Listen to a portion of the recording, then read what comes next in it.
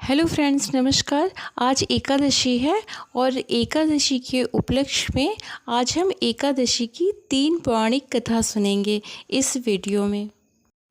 Friends, मैंने अपने channel में एकादशी के उपलक्ष्य में कई वीडियो डाले हैं जिसमें मैंने शुभ मुहूर्त की भी चर्चा की है कि एकादशी का क्या शुभ मुहूर्त है और कब हम पूजा करेंगे।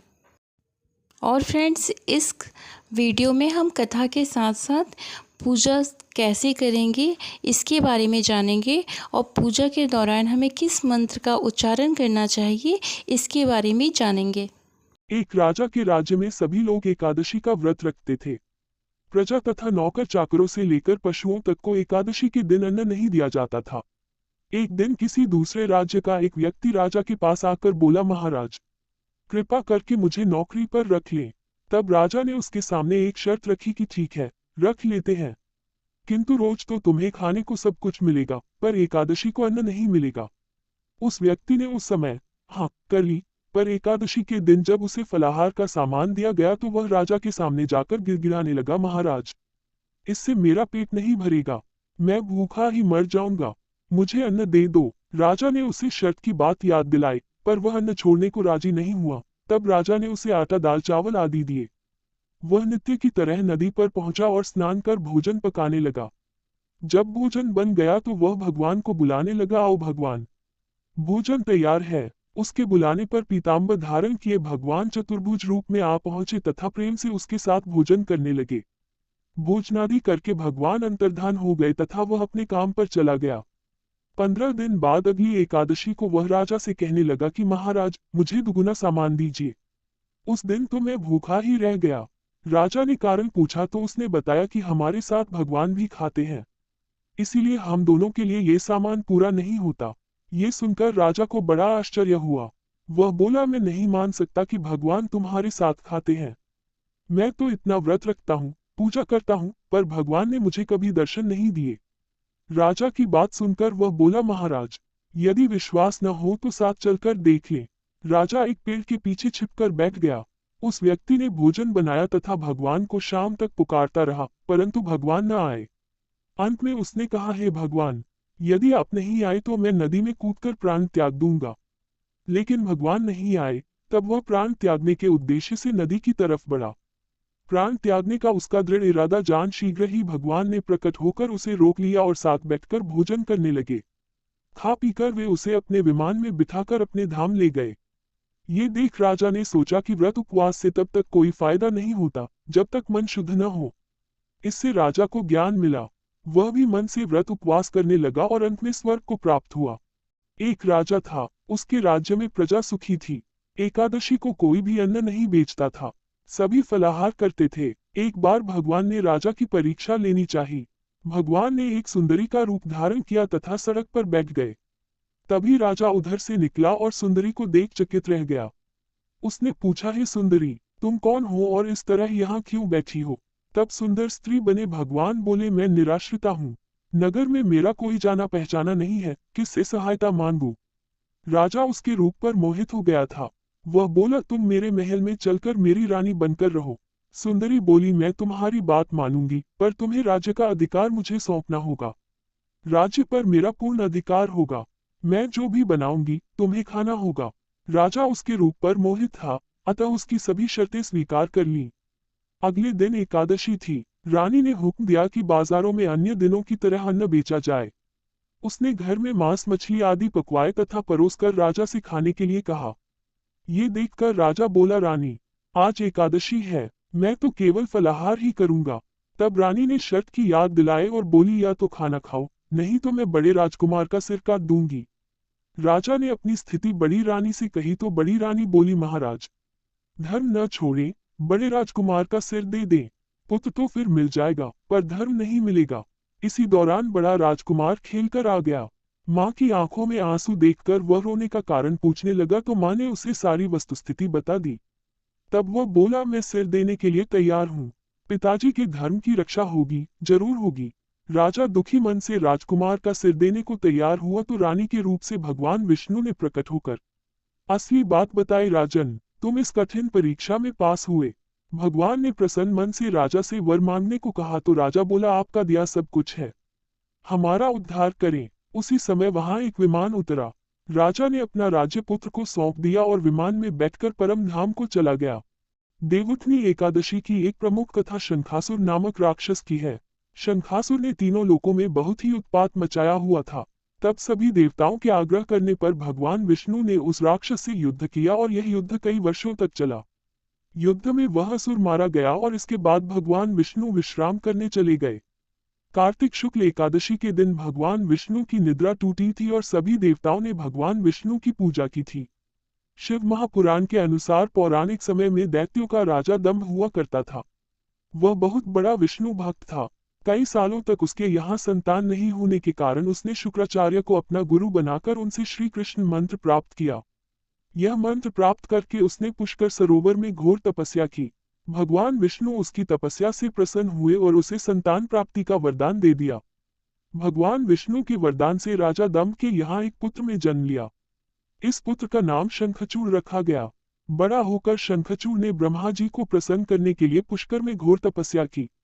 उसकी तपस्या से प्रसन्न होकर ब्रह्मा जी ने उसे वरदान मांगने को कहा। तब शंखचूड़ ने वरदान मांगा कि वह हमेशा अजर अमर रहे, वह कोई भी देवता उसे नहीं मार पाए।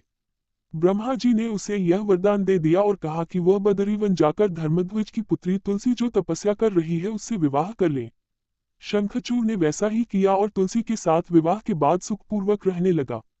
उसने अपने बल से देवताओं, असुरों, दानवों, राक्षसों, गंधर्वों, नागों, किन्नरों, मनुष्यों तथा त्रिलोकी के सभी प्राणियों पर विजय प्राप्त कर ली। वह भगवान श्री कृष्ण का परम भक्त था। शंखचूड़ के अत्याचारों से सभी देवता परेशान होकर ब्रह्मा जी के पास गए और ब्रह्मा जी उन्हें भगवान विष्णु के पास ले गए। भगवान विष्णु ने कहा कि शंखचूड़ की मृत्यु भगवान शिव के त्रिशूल से ही होगी, अतः आप उनके पास जाएं। भगवान शिव ने चित्ररथ नामक गण को अपना दूत बनाकर शंखचूड़ के पास भेजा। चित्ररथ ने शंखचूड़ को समझाया कि वह देवताओं को उनका राज्य लौटा दे, परंतु शंखचूड़ ने मना कर दिया और कहा कि वह महेश्वर से युद्ध करना चाहता है। भगवान शिव को जब ये बात पता चली तो वे युद्ध के लिए अपनी सेना लेकर निकल पड़े। इस तरह देवता और दानवों में घमासान युद्ध हुआ, परंतु ब्रह्मा जी के वरदान के कारण शंखचूड़ को देवता नहीं हरा पाए। भगवान शिव ने शंखचूड़ का वध करने के लिए जैसे ही अपना त्रिशूल उठाया, तभी आकाशवाणी हुई कि जब तक शंखचूड़ के हाथ में श्रीहरि का कवच है और इसकी पत्नी का सतीत्व अखंडित है, तब तक इसका वध असंभव है। आकाशवाणी सुनकर भगवान विष्णु वृद्ध ब्राह्मण का रूप धारण कर शंखचूड़ के पास गए और उससे श्रीहरि कवच दान में मांग लिया। शंखचूड़ ने वह कवच बिना किसी संकोच के दान कर दिया। इसके बाद भगवान विष्णु शंखचूड़ का रूप बनाकर तुलसी के पास गए। शंखचूड़ रूपी भगवान विष्णु ने तुलसी के महल के द्वार पर जाकर अपनी विजय होने की सूचना दी। ये सुनकर तुलसी बहुत प्रसन्न हुई और पति रूप में आए भगवान का पूजन किया व रमन किया। ऐसा करते ही तुलसी का सतीत्व खंडित हो गया और भगवान शिव ने युद्ध में अपने त्रिशूल से शंखचूड़ का वध कर दिया। तब तुलसी को पता चला कि वे उनके पति नहीं है बल्कि वे तो भगवान विष्णु है। क्रोध में आकर तुलसी ने कहा कि आपने छलपूर्वक मेरा धर्म भ्रष्ट किया है और मेरे पति को मार डाला, अतः मैं आपको श्राप देती हूँ कि आप पाषाण होकर धरती पर रहे। तब भगवान विष्णु ने कहा, देवी, तुम मेरे लिए भारतवर्ष में रहकर बहुत दिनों तक तपस्या कर चुकी हो। तुम्हारा ये शरीर नदी रूप में बदलकर गंडकी नामक नदी के रूप में प्रसिद्ध होगा। तुम पुष्पों में श्रेष्ठ तुलसी का वृक्ष बन जाओगी और सदा मेरे साथ रहोगी। तुम्हारे श्राप को सत्य करने के लिए मैं पाषाण शालिग्राम बनकर रहूंगा। गंडकी नदी के तट पर मेरा वास होगा। देव प्रबोधिनी एकादशी के दिन भगवान शालिग्राम व तुलसी का विवाह संपन्न कर मांगलिक कार्यों का प्रारंभ किया जाता है। हिंदू धर्म मान्यता के अनुसार इस दिन तुलसी शालिग्राम विवाह करने से अपार पुण्य प्राप्त होता है। आइए जाने कैसे करें व्रत पूजन। तारांकन देवउठनी एकादशी के दिन व्रत करने वाली महिलाएं प्रातःकाल में स्नानादि से निवृत्त होकर आंगन में चौक बनाएं। तारांकन पश्चात भगवान विष्णु के चरणों को कलात्मक रूप से अंकित करें। तारांकन फिर दिन की तेज धूप में विष्णु के चरणों को ढक दें। तारांकन देवउठनी एकादशी को रात्रि के समय सुभाषित स्तोत्र पाठ, भगवत कथा और पुराणादि का श्रवण और भजन आदि का गायन करें। तारांकन घंटा, शंख, मृदंग, नगाड़े और वीणा बजाएं। तारांकन विविध प्रकार के खेल कूद, लीला और नाच आदि के साथ इस मंत्र का उच्चारण करते हुए भगवान को जगाएं। उत्तिष्ठ गोविंद त्यज निद्रा जगतपते। त्वयि सुप्ते जगन्नाथ जगत् सुप्तम भवेदिदम् उत्थिते चेष्टते सर्वमुत्तिष्ठोत्तिष्ठ माधव गतामेघा व्यच्चव निर्मलम निर्मलादिशः शारदानी च पुष्पाणि गृहान मम केशव। इसके बाद विधिवत पूजा करें। कैसे करें व्रत पूजन? पूजन के लिए भगवान का मंदिर अथवा सिंहासन को विभिन्न प्रकार के लतापत्र, फल, पुष्प और वंदनबार आदि से सजाएं। आंगन में देवोत्थान का चित्र बनाएं। तत्पश्चात फल, पकवान, सिंघाड़े, गन्ने आदि चढ़ाकर दलिया से ढक दे तथा दीपक जलाएं। तारांकन विष्णु पूजा या पंचदेव पूजा विधान अथवा रामाचंद्र चंद्रिका आदि के अनुसार श्रद्धापूर्वक पूजन तथा दीपक, कपूर आदि से आरती करें। इसके बाद इस मंत्र से पुष्पांजलि अर्पित करें। यज्ञेन यज्ञमजंत देवास्तानि धर्मानि प्रथमान्यासन तेन नाकम महिमाना सचंत यत्र पूर्वे साध्या संति देवाः। पश्चात इस मंत्र से प्रार्थना करें। ईतु द्वादशी देव प्रबोधाय विनिर्मिता त्वया सर्वलोकाना हितार्थ शेषशायिना इदं व्रत मया देवकृत प्रीत्य तव प्रभो न्यून संपूर्णता यातु त्वत्प्रसादात् जनार्दन। साथ ही प्रहलाद, नारद, पाराशर, पुंडरीक, व्यास, अम्बरीश, शुक, शौनक और भीष्मादि भक्तों का स्मरण करके चरणामृत, पंचामृत व प्रसाद वितरित करें। तत्पश्चात एक रथ में भगवान को विराजमान कर स्वयं उसे खींचे तथा नगर, ग्राम या गलियों में भ्रमण कराएं। शास्त्रानुसार जिस समय वामन भगवान 3 पद भूमि लेकर विदा हुए थे, उस समय दैत्यराज बलि ने वामन जी को रथ में विराजमान कर स्वयं उसे चलाया था। ऐसा करने से समुत्थिते ततो विष्णु क्रिया सर्वाः प्रवर्तेत के अनुसार भगवान विष्णु योग निद्रा को त्याग कर सभी प्रकार की क्रिया करने में प्रवृत्त हो जाते हैं। अंत में कथा श्रवण कर प्रसाद का वितरण करें। ऐसी ही रोचक जानकारी के लिए आप सब हमारे साथ जुड़े रहिए। और महाभारत की कथा सुनना अच्छा लगता हो या रामायण की कथा सुनना अच्छा लगता हो या तीर्थ व्रत के बारे में कुछ भी जानना है या पूजा पाठ से रिलेटेड कोई भी जानकारी चाहिए तो please like, comment, subscribe, share it.